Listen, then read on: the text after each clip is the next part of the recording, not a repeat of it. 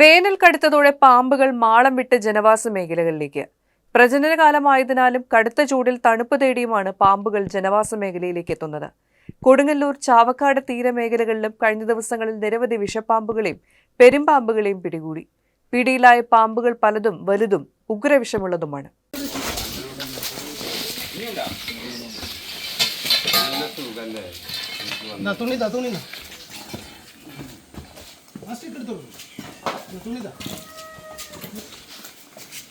നീർക്കോലി, ചേര എന്നിവയും ധാരാളം പിടിയിലാകുന്നുണ്ട്.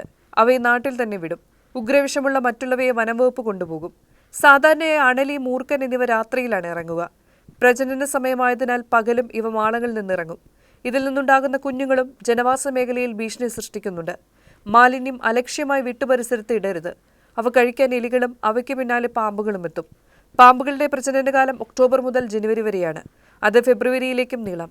1.5 മാസം കഴിയുമ്പോൾ മുട്ട വിരിഞ്ഞ് കുഞ്ഞുങ്ങളിറങ്ങും. രാത്രിയിൽ ഇരതേടുന്നതാണ് പാമ്പുകളുടെ രീതി. പാമ്പുകളെ അകറ്റി നിർത്താൻ വനംവകുപ്പ് നിർദ്ദേശങ്ങൾ നൽകുന്നുണ്ട്. വീടിന്റെ അകവും പുറവും വൃത്തിയായി സൂക്ഷിക്കണം. വാതിലുകൾ, ജനലുകൾ എന്നിവയ്ക്ക് സമീപം ചകിരി, വൈക്കോൽ, വിറക് എന്നിവ കൂട്ടിയിടരുത്. ചെരുപ്പ്, ഷൂസ്, ഹെൽമെറ്റ് എന്നിവ ധരിക്കും മുമ്പേ പരിശോധിക്കണം.